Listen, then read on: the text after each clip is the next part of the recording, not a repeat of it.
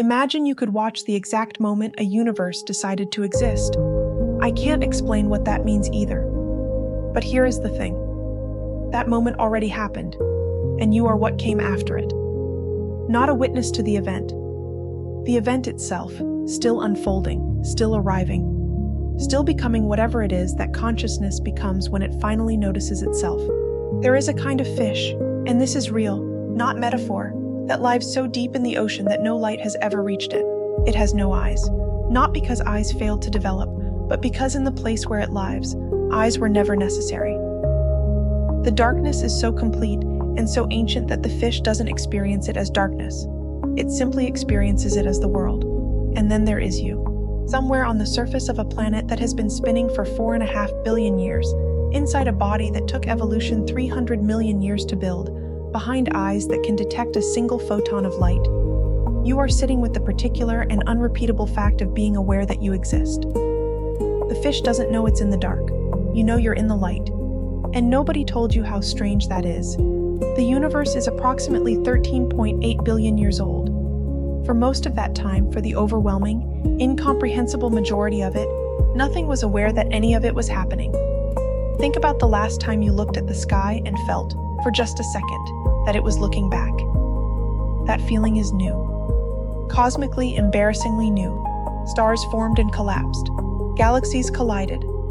Elements were forged inside dying suns and scattered across space. Planets cooled. Oceans appeared.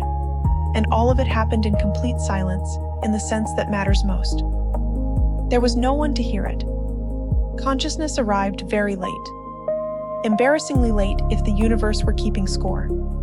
And when it arrived quietly. Not with a proclamation. Not with a clear signal that something fundamentally different had entered the story. Just gradually, incrementally, over millions of years. Something that could experience began to exist inside something that previously could not.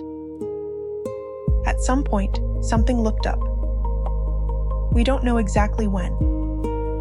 We don't know exactly what it felt like, if felt is even the right word for whatever the first flicker of awareness was. We know it happened, because we are the result of it happening. We are what awareness looks like after 4 billion years of practice. You didn't ask to be here. Not in the sense of complaint. In the sense of wonder.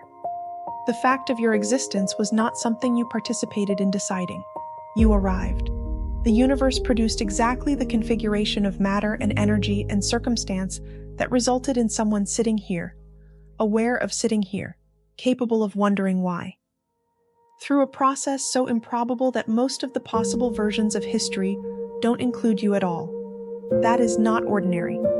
That is not something that happens automatically or inevitably. And most days you wake up and make coffee and don't think about it at all, which is the right response actually. What is it, exactly, that is aware? Not the brain. The brain is the hardware, the physical structure, the 3 pounds of tissue that processes signals and generates patterns. We understand a great deal about how the brain works. We can map which regions activate when you feel afraid or curious or in love. We can watch, in real time, the electrical storms that correspond to a thought. What we cannot explain is why any of that feels like anything. Why there is something it is like to be you. You could imagine, in theory, a version of you that processes all the same information, responds to all the same stimuli, behaves in all the same ways, but for whom there is nothing it is like to be that version. A system that runs without anyone home. Like the difference between a house with lights on and a house that just looks that way from the street. We can describe what the brain does. We cannot explain why doing those things feels like something from the inside. Philosophers call this the hard problem of consciousness. Hard not in the sense of difficult. In the sense of resistant. It resists explanation in a way that other problems don't. You felt this resistance yourself. The moment you tried to explain to someone what a particular piece of music does to you, and realized the words weren't going to get there. The moment you tried to describe grief or joy, or the specific quality of a Tuesday afternoon in a particular season, and found that language kept arriving slightly to the left of the actual thing. That gap between experience and description. That is the hard problem. Living inside it every day without noticing. And I want to stay here for a moment.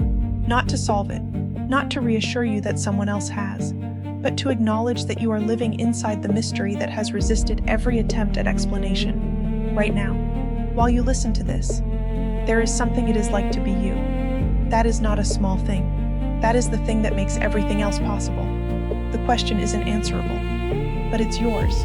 You are not the first person to arrive at this edge. Carl Sagan said that we are a way for the universe to know itself, not poetically, literally. The atoms in your body were forged in the cores of stars that died before the sun existed.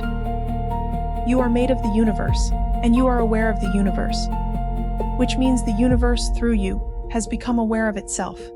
That is not a metaphor. That is physics. The next time you look at your hand, really look, not glance. You are looking at stardust that learned to wonder about itself. Wittgenstein reached a point in his investigation where he stopped. Not because he gave up, because he recognized that some things exist beyond what language can reach.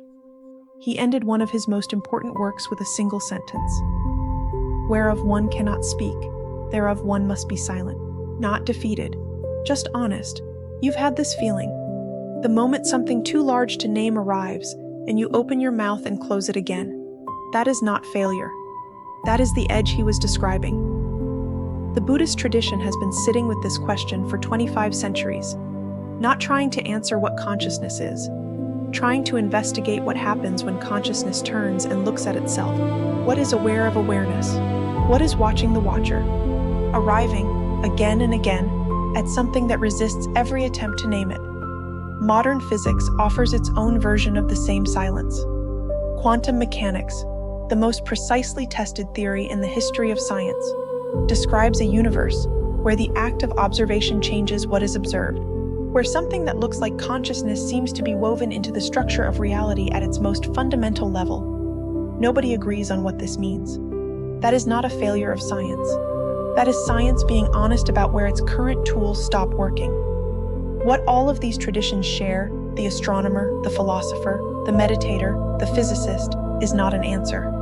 It is the willingness to stay at the edge without pretending the edge isn't there.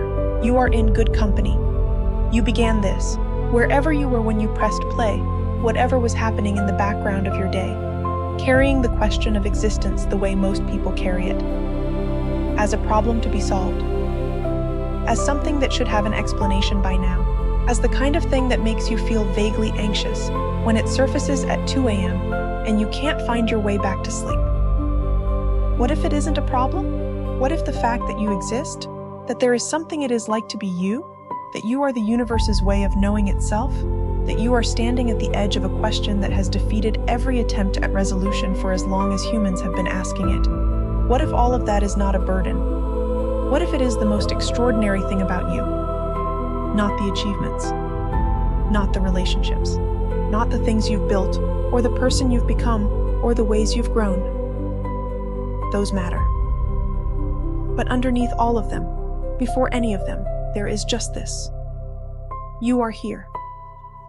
You are aware that you are here.